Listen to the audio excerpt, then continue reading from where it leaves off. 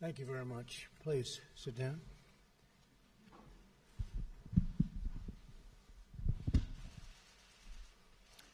Today I'm very honored to host the President of Poland, a friend of mine, President Duda.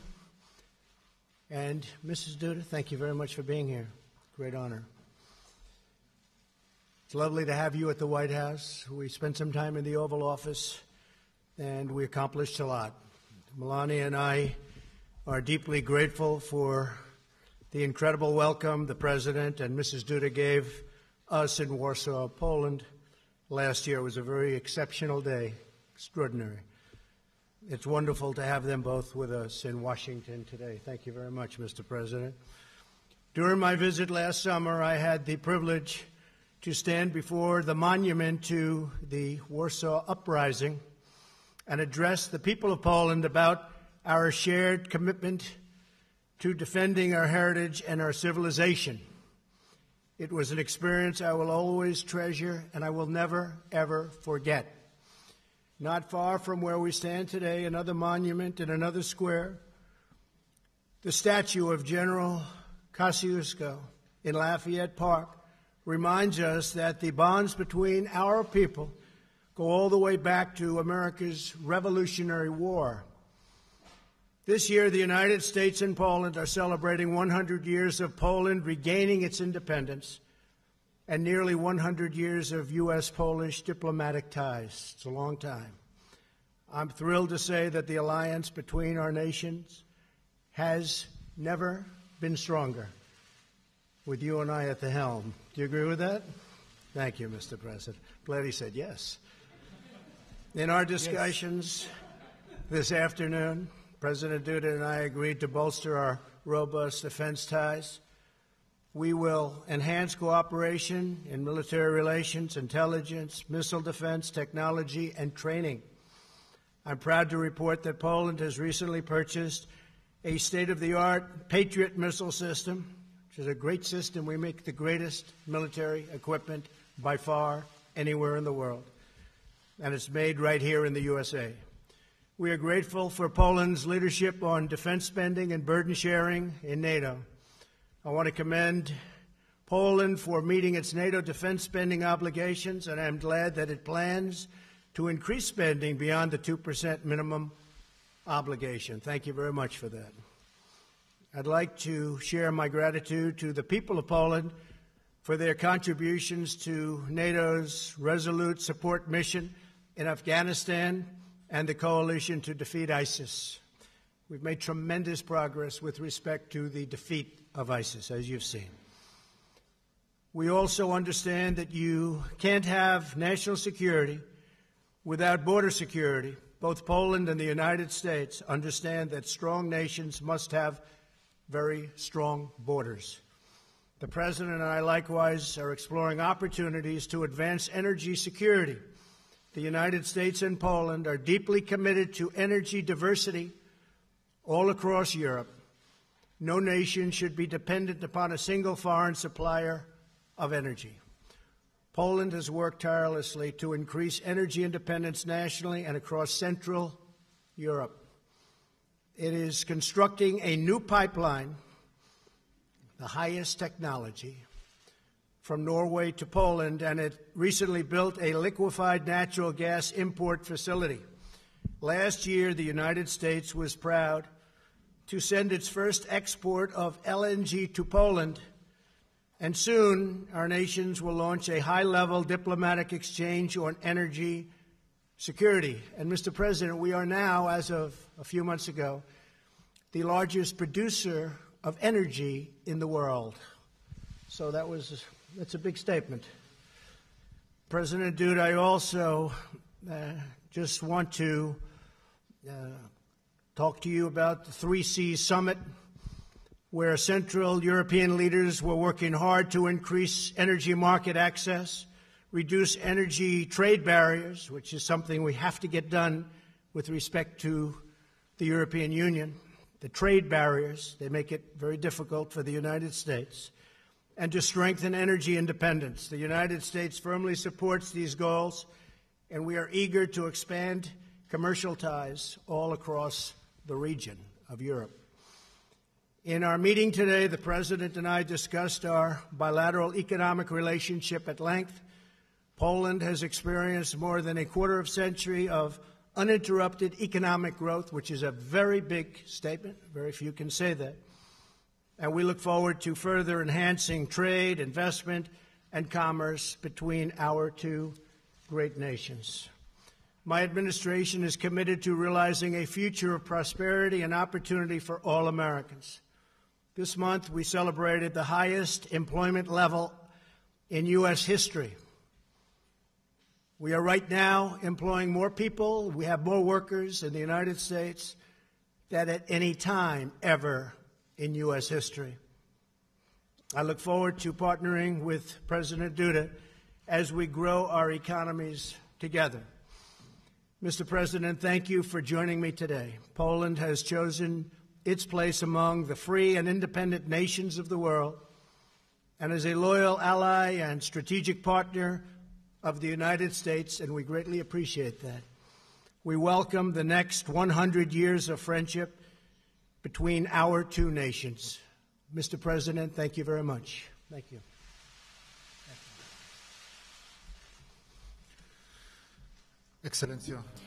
Your Excellency, distinguished Mr. President, and distinguished ladies and gentlemen,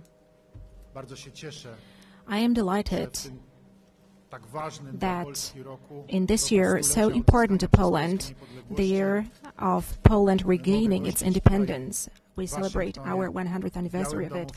I'm able to be hosted here, that I'm at the seat of the President of the United States at the White House at Washington.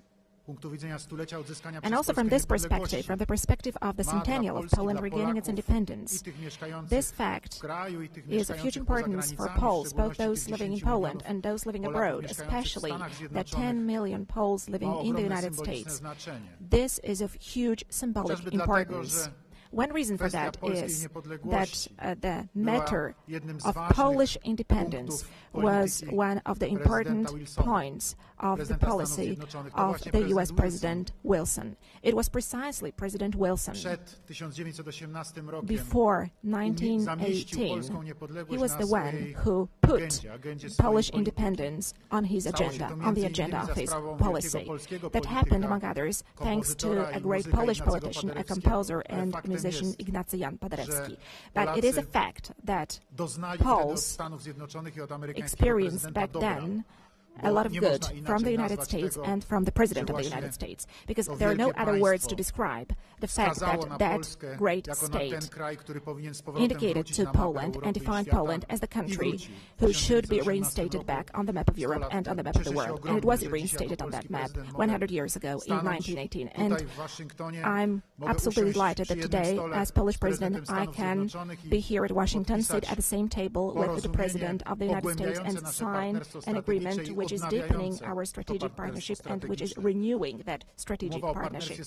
I'm talking here about the agreement on the strategic partnership. Such agreement was signed in 2008 between our countries. Back then it was signed by the ministers of foreign affairs, and today this renewed version, the version which has been updated because a lot has changed over the 10 years, this renewed version of the strategic partnership was signed personally by myself and President Donald Trump, and I would like to express my deep gratitude to you, Mr. President, for that fact. This agreement indicates the most important aspects of our cooperation and our friendship. It also sets new paths for the future. The paths of tightening our defense cooperation, military cooperation, tightening our cooperation in the area of security and energy business, tightening our cooperation in the broadly understood sphere of business, also in the aspect of the already mentioned cooperation as part of the 3 Cs initiative, to which Mr. President has just alluded. I came here to Washington right from the summit of the 3 Cs initiative, the first business forum organized as part of the 3 Cs initiative. The United States was present there as the partner of the 3 Cs. And thank you, Mr. President, for that. Thank you for posting your representatives to that meeting. And all the leaders who held their speeches there said in a very clear way about the need and hope for cooperation with the United States of America regarding the renewal and building of a new infrastructure, road infrastructure, railway infrastructure, energy infrastructure, both concerning electricity and the transmission of gas in Central Europe along the north-south axis. I'm referring here to the area between the Baltic states through Poland, the Czech Republic, Slovakia, Hungary, Bulgaria, Romania, all the way down to the Black Sea, and then through Croatia and Slovenia to the Adriatic Sea. This is the space in which we want to cooperate. This is the space in which we want to develop. Our cooperation with the United States is of key importance in this respect. Also, as far as providing energy security is concerned, today we talked at length about this with Mr. President. We also discussed threats to energy security in Europe, to the possible diversification of supplies. Without any doubt, such a huge, biggest threat right now is posed by the construction of Nord Stream 2 gas pipeline. We discussed at length about this with Mr. President. I presented him the situation as it is. Unfortunately, we have to be clear and say that both from the German side and from the Russian side, this construction has already been started. There are still some formalities going on connected with the laying of the pipes at the bottom of the Baltic Sea. However, this investment, without any doubt, threatens energy stability of Europe, and without any doubt it also threatens Polish energy security, because it is a threat. There is a threat of Russian energy domination, especially when Russia mentions that it's going to build more pipelines, Nord Stream 3, Nord Stream 4. This threat of absolute Russian domination in Europe in terms of gas deliveries is obvious. What are the results of such a domination, ladies and gentlemen? We were able to see that ourselves a couple of years ago in Ukraine. Sudden interruption of supplies. Of course, it had nothing to do with economic factors. It was connected only and exclusively with a political blackmail. Was a fact. And it is obvious that today we are making efforts and we are going to go to any lengths to protect ourselves from that. That is why we decided to construct an LNG terminal. That is why we also decided to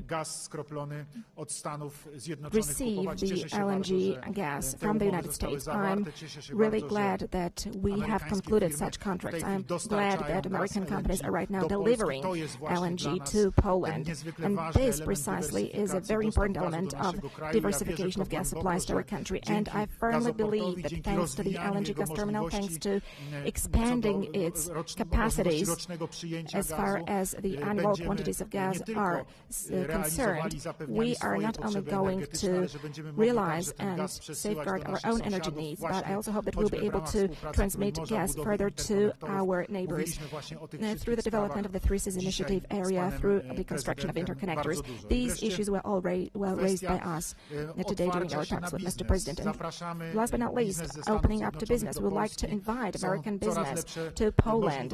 There are better and better investment possibilities. Poland is experiencing a very dynamic growth. Of course, there are companies from the United States which have been present in the Polish market for many, many years, like General Electric, which right now is implementing a huge investment concerning energy sector in Poland, conventional energy, such as construction of the Ostrołęka 2, a plant that is a huge contract amounting to almost $2 billion. These are the huge projects which are all being realized in Poland. But we want to invite to Poland all business people, those who have got huge economic projects here and who have got huge possibilities of investment. But we would also like to invite the smaller ones. Poland is a big European country. I believe it is an interesting partner where the United States and the U.S. business is very much welcome, and I want to assure you, ladies and gentlemen, about that. There is also a perspective of developing your activity through Poland to include the Three Seas countries, and this is something that we have been working on as a part of the Three Seas Initiative. We want to ensure also the communication possibilities, and we also want to increase the opportunities for economic cooperation. We want also business partners from the U.S. to join our project. There are going to be a lot of communication, traffic-related investments in our part of Europe. We would like to invite American businesses to come because I believe that this opens up an opportunity for making joint business. And ladies and gentlemen, all of that is connected, of course, with the issue of military security. I'm hugely delighted with the presence of U.S. armed forces in the Polish territory.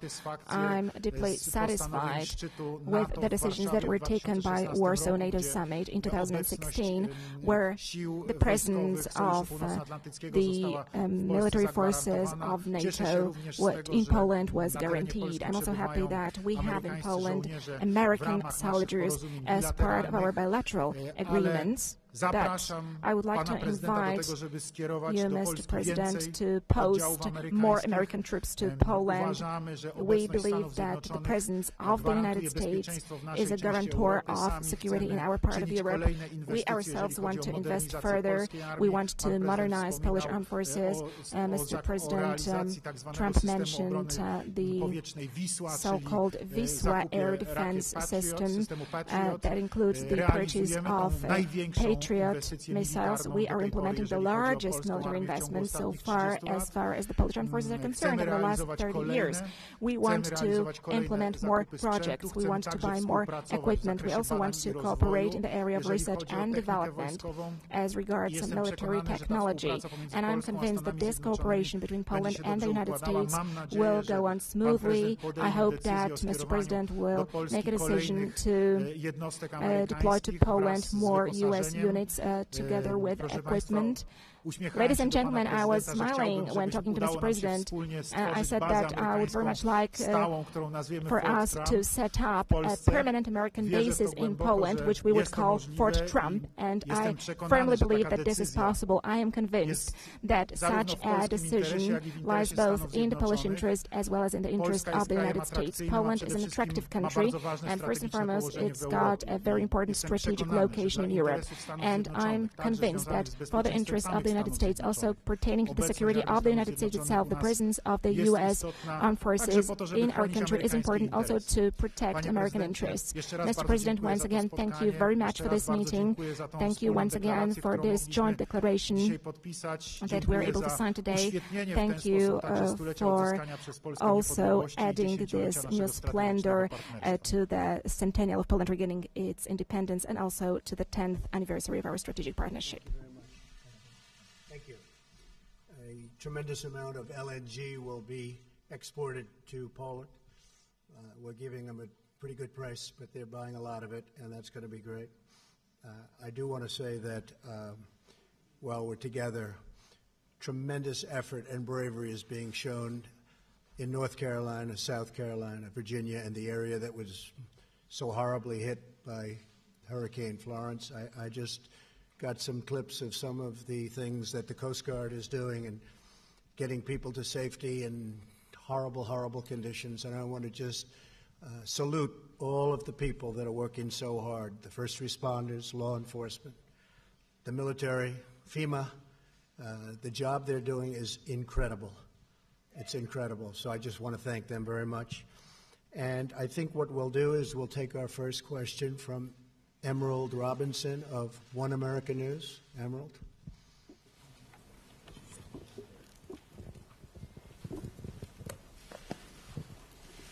Thank you, Mr. President. So, news today of a Russian plane shot down over Syria. Russia is assigning the blame to Israel, even though it was accidentally shot down by Syrian forces. Clearly, things are heating up. There's concerns by many Americans, most Americans, that we might be involved in a war in Syria soon. You had hoped to bring troops home, but clearly things are changing. What do you tell American people today about a possibility of war in Syria?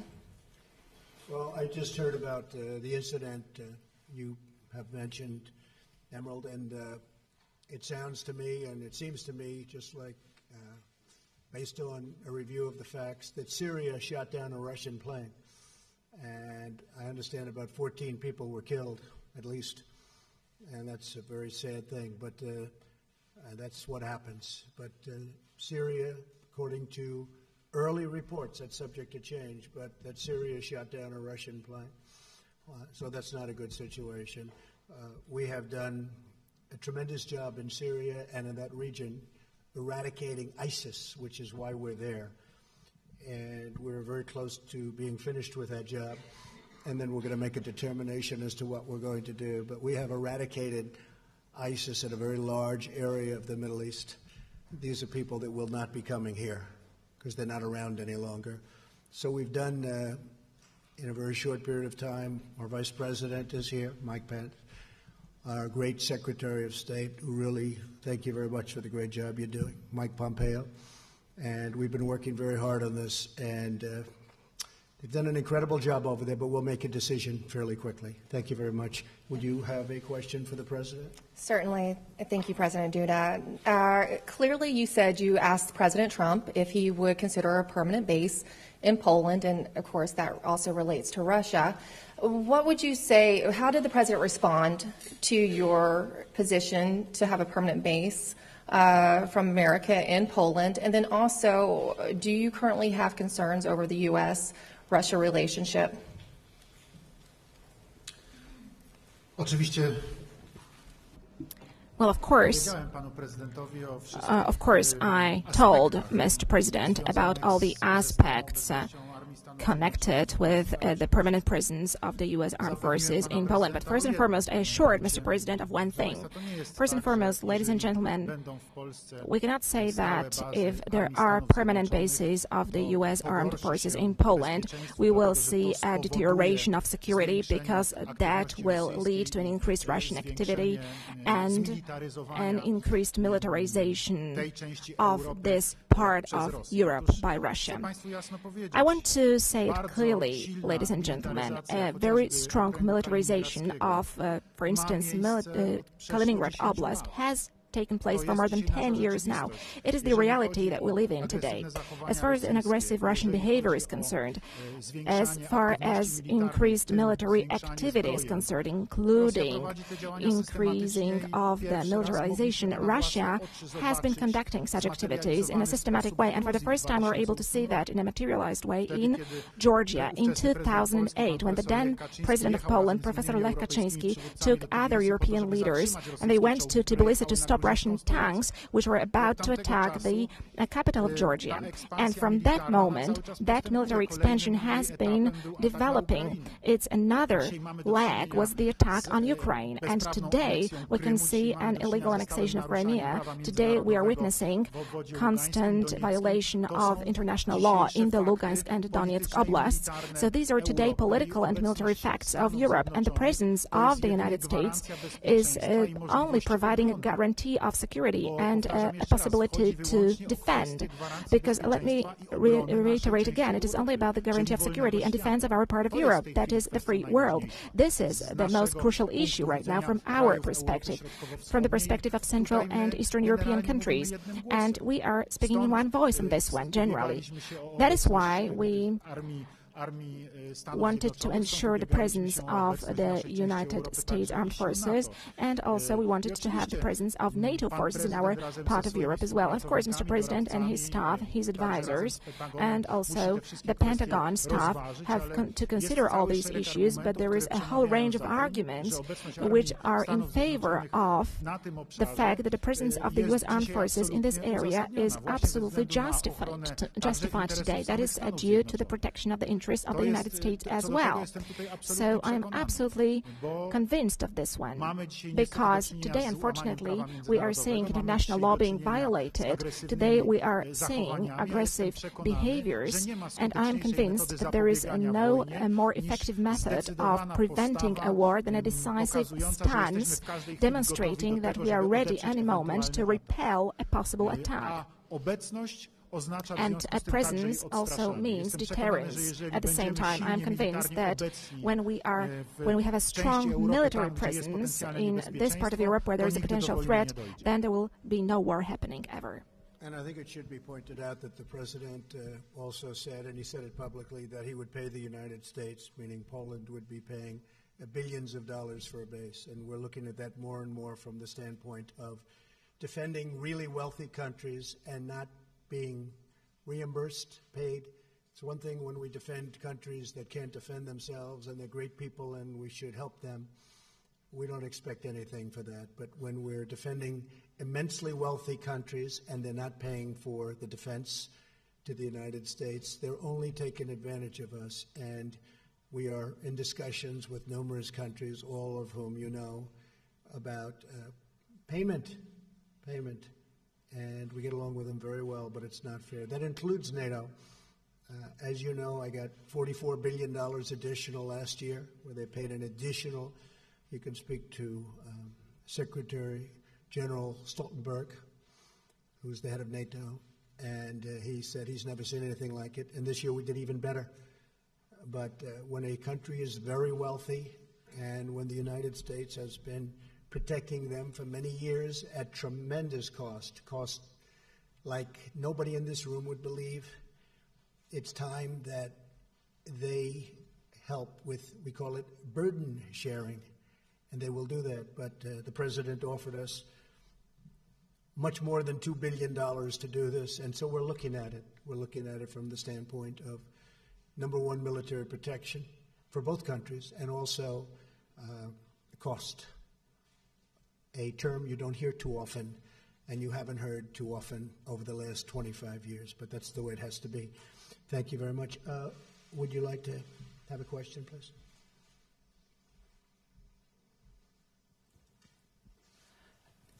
Dzień dobry, Marzena Kozłowska, Polish Press Agency. I've got a question to President Trump.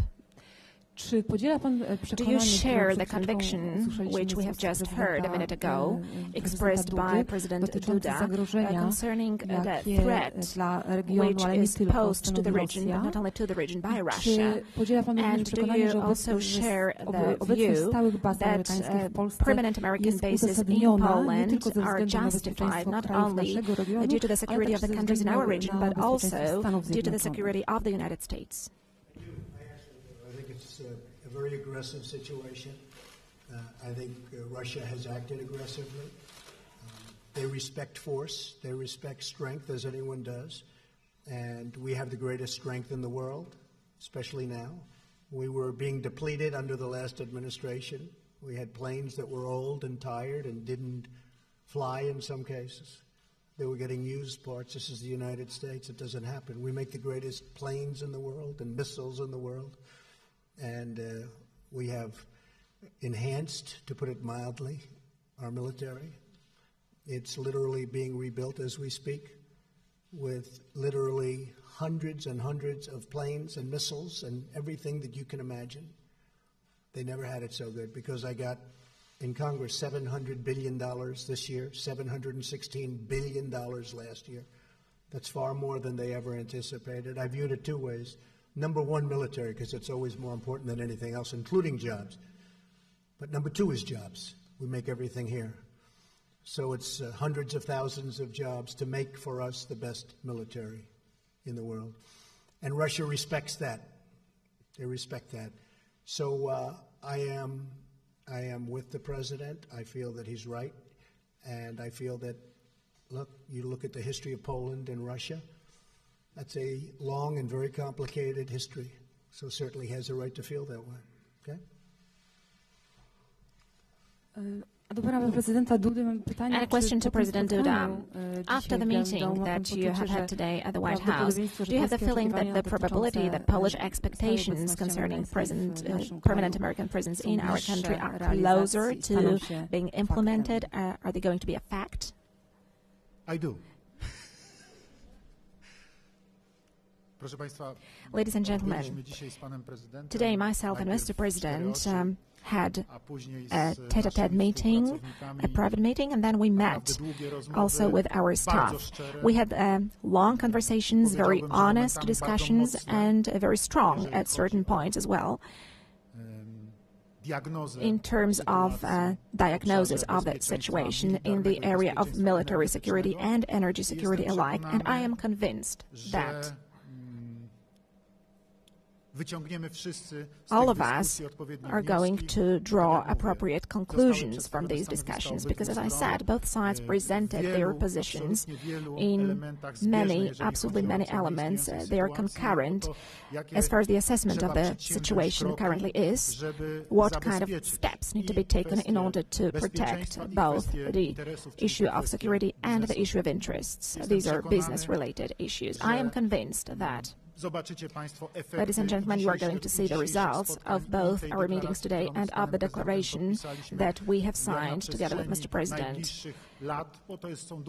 Of course, we are talking about long-term processes, so I'm sure that you are going to see how this is going to be filled with content, and you will see concrete facts that will appear on the maps and also in agreements and in purchases that are going to be realized. Thank you very much. John Decker of Fox, please. Thank you, Mr. President. Two questions for you, one on Judge Cavanaugh and also one on trade. On Judge Cavanaugh, yesterday you said, we want to go through a full process. You said, we want to make sure everything is perfect, everything is just right. To that end, what would be the problem with the FBI reopening their background investigation into Judge Cavanaugh? Would you support such a thing? It wouldn't bother me other than the FBI, John, said that they really don't do that. That's not what they do. And now they have done supposedly 6 background checks over the years as Judge Cavanaugh has gone beautifully up a ladder.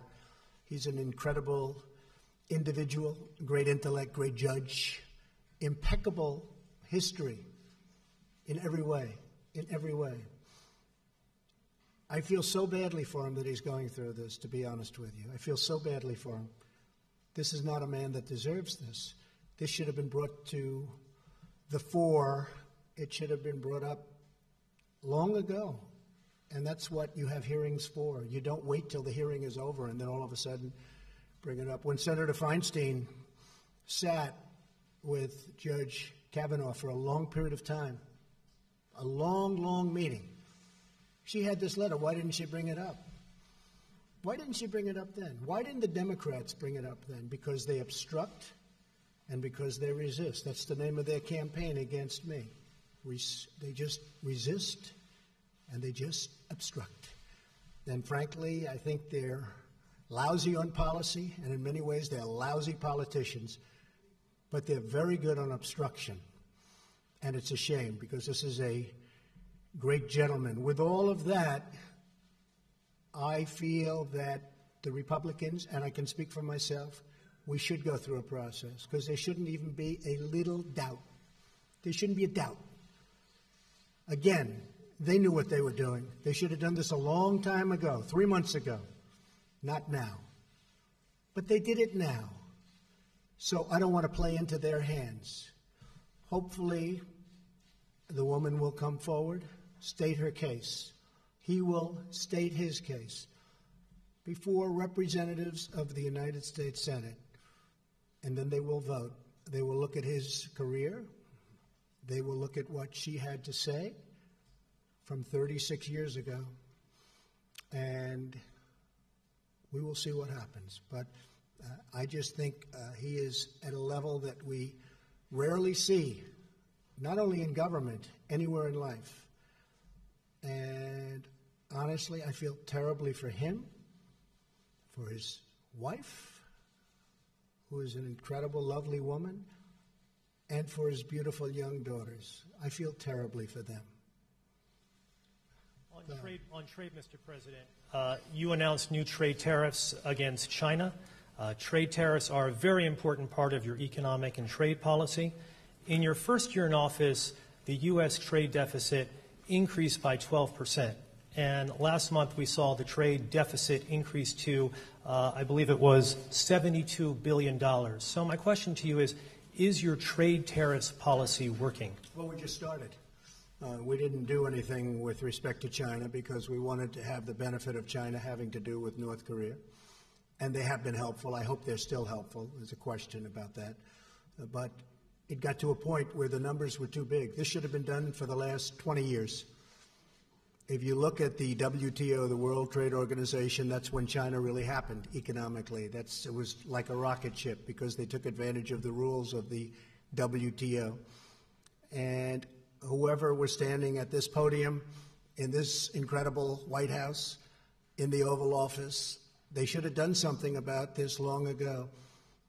Over the last number of years, China has taken out of this country $500 billion and more. A year. $500 billion. That would go a long way for Poland, wouldn't it? You could rebuild your whole country. And that's what China did. They rebuilt their country with tremendous amounts of money pouring out of the United States. And I've changed that around. And if you look at what's going on, our market is going up like a rocket ship. I don't want their market to go down, but their market is down 32% in 3 months. Because we can't let them do anymore what they've done. And I watch trade deficits because to me deficits are very important.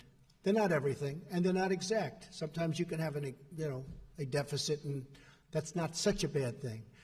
But when you have $375 billion in trade deficits, and then many billions of dollars in other liabilities of all different types, you have to do something about it. We are the piggy bank to the world. We've been ripped off by China. We've been ripped off by, excuse me, Mr. President, the European Union, of which you're a part of. We've been ripped off by everybody. And I want to protect the American worker, the American farmer, the ranchers, the companies. And we're not being ripped off, you will see in a little while. Speaking of that, we've come to a conclusion with Mexico. We have a wonderful deal for both parties. It was a very one-sided deal. Now it's a good deal for both parties. Very happy with it. The new president had conversation, and it was terrific. I think we're going to have a very good relationship. We'll see. We'll see. We want help on the border because we have the worst immigration laws in the history of mankind or womankind. We have horrible, horrible immigration laws, so we want help. But we've come to a conclusion with Mexico. Canada, at times, he still didn't want to renegotiate. I said, that's okay. We don't have to renegotiate any longer. We're going to put a tariff on all of the millions of cars you send into the United States. And honestly, he was in my office so quickly from Europe that I didn't know they had airplanes that flew that fast. I said, where did you find this plane? And we have the semblance of a deal because it's, to a large extent, economically all about cars. Cars is a very big factor, and they send millions of BMWs and Mercedes into our country. So we are working on trade very hard. It's very important to me. It has been for 30 years. I've been saying for 30 years. It started with Japan. I talked about Japan. I was right.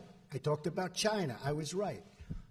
It's what I do, and I like doing it, but I like doing it for the people because our country has been abused and taken advantage of by virtually every country that it does business with, and we're just not letting that happen anymore. And that includes what I said previously about the military. Please. President Duda, welcome back to the U.S. As it relates to U.S.-EU relations, as the President mentioned, you are a proud, Poland is a proud member of the European Union. How would you describe U.S.-EU relations right now? Did you talk about improving that relationship? Did you carry a special message to the President from Mr. Juncker? Szanowny panie redaktorze, bardzo bym chciał, Sir, I would be very happy if it was Poland which would disrupt the trade balance of the United States. I really would be happy if that was the case, because my understanding as far as politics is concerned and caring for the matters of your country is similar to the view of Mr. President Trump. Mr. Trump is saying America first and I'm saying Poland first, so we understand each other very well. And it is hard for me to be surprised with the fact that Mr. President, being a very experienced man, a man of success, as far as business is concerned, knows how to calculate. He knows how to calculate, and I think nobody puts that into question either in the U.S. or in another place. And he takes care of the United States. It lies in the interest of the country to have a balanced trade exchange, and this is something that you have to take care of. And of course, there is a clash of interests. However, objectively looking, it is hard not to understand it. So there is always a competition of interest, and there is every kind of business is a competition of interests. And I represent Polish interests, whereas President Trump represents American interests. The whole thing is as follows. On important matters, you have to strike an agreement to make sure that both countries wins and lose as little as possible. And then we have an understanding, an agreement, and then we can say that we are cooperating with each other on equal level. And I believe this is the kind of cooperation that Mr. President would like to have with the European Union, and it will be hard to be surprised with that. I'm listening calmly to that, and I would like Poland to be such a country, such an economic superpower, that it would be a very important partner to the United States. I said jokingly in the beginning that I wish it was Poland which disturbed the trade balance of the United States and our exports to the United States, but I do believe that our cooperation is going to develop well on partners-like principles. The trade deal with South Korea has been fully renegotiated and is ready for signature. We may sign it at the United Nations or shortly thereafter. That was a terrible deal for the United States. Now it's a fair deal, but that's been fully renegotiated in addition to Mexico and some of the others that are very close. Thank you very much, everybody. We appreciate it. Thank you. Thank you, Mr. President. Thank you.